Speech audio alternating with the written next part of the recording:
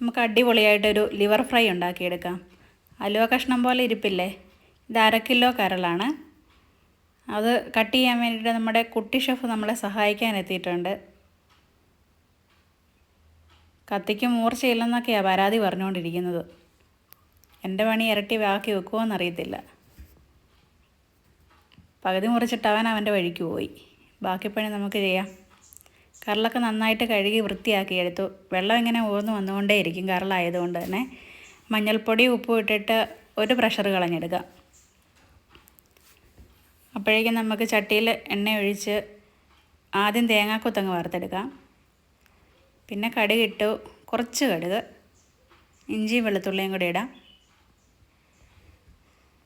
അതൊന്ന് മൂത്ത് വരുമ്പോഴേക്കും കറിവേപ്പിലയും കുറച്ച് ചുവന്നുള്ളി, ചെറിയ ഉള്ളി അരിഞ്ഞ് വെച്ചിട്ടുണ്ട്, അതും കൂടി ഇട്ട് കൊടുക്കാം.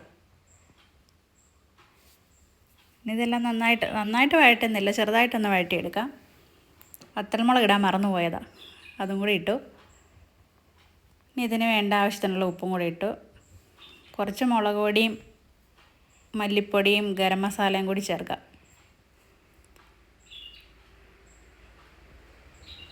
ഇനി നമുക്ക് വേവിച്ച് വെച്ചിരിക്കുന്ന, നന്നായിട്ട് വെന്തിട്ടില്ല, ഒറ്റ ബിസിൽ കളഞ്ഞിട്ടുള്ളൂ, കരളും കൂടി ഇതിലേക്ക് ഇട്ട് കൊടുക്കാം.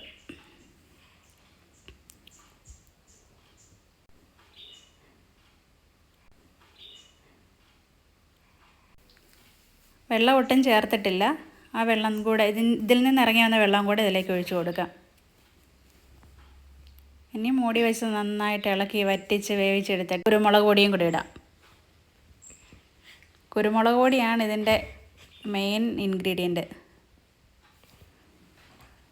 ചുമയൊക്കെ മാറാൻ പെട്ടെന്ന് മാറും ഈ കരൾ നന്നായിട്ട് കുരുമുളക് കൂടി ഇട്ട് വറുത്ത് കഴിച്ച് കഴിയുമ്പോൾ.